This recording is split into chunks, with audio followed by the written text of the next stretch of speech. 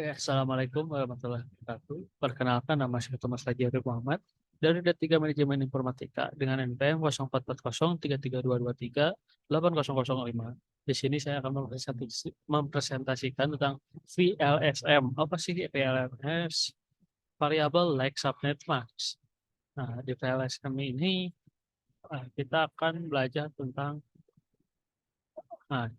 VLSM adalah jika proses subnext mask menghasilkan beberapa subjaringan dengan jumlah host yang sama telah dilakukan, maka ada kemungkinan dalam segmen-segmen jaringan tersebut memiliki alamat-alamat yang tidak digunakan atau membutuhkan lebih banyak alamat.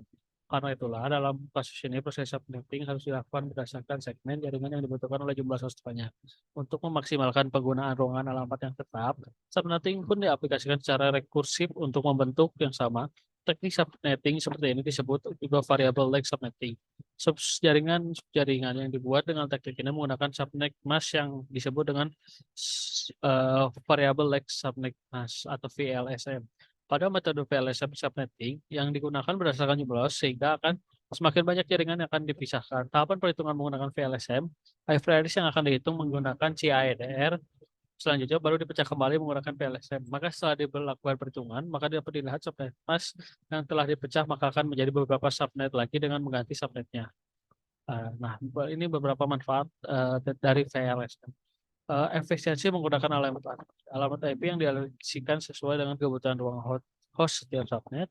VLSM mendukung hierarkis menangani desain sehingga dapat secara efektif mendukung rute agregasi, juga disebut route summarization. Yang terakhir dapat berhasil mengurangi jumlah root di routing table oleh berbagai jaringan subnet dalam satu ringkasan alamat. Nah, di sini kita akan masuk ke contoh kasusnya. Contoh kasusnya kita akan mencari 1000 host. Nah, dapat dilihat dari tabel jumlah hostnya. Kita akan mencari yang paling dekat dengan 1000 host, berarti 2 pangkat 10 yaitu 1204 dengan subtext mask 255.255.252.0. Nah, setelah kita mengetahui jumlah subnet masknya dengan jumlah host yang 1024 itu, lalu kita kurangi dengan subnet mask awal, yaitu seperti bisa dilihat kita akan mencari 1000 host dengan IP yang awal 172.16.0.0/16. Nah, dari tabel yang 1024 itu kan ada subnet masknya nih. Nah, subnet mask ini kita kurangi dengan subnet mask 255.255.255.255. Nah, hasilnya adalah 0.0.3.255.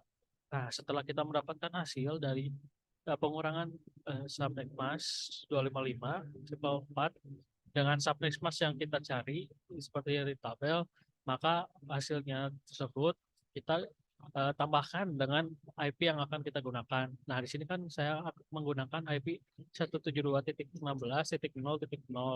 Nah, kita tambahkan saja pada hasil yang tadi. Jadi terdapat 172.16.0.0. Nah, tambahkan dengan 0.0.3.255, maka hasilnya ada 172.16.3.255.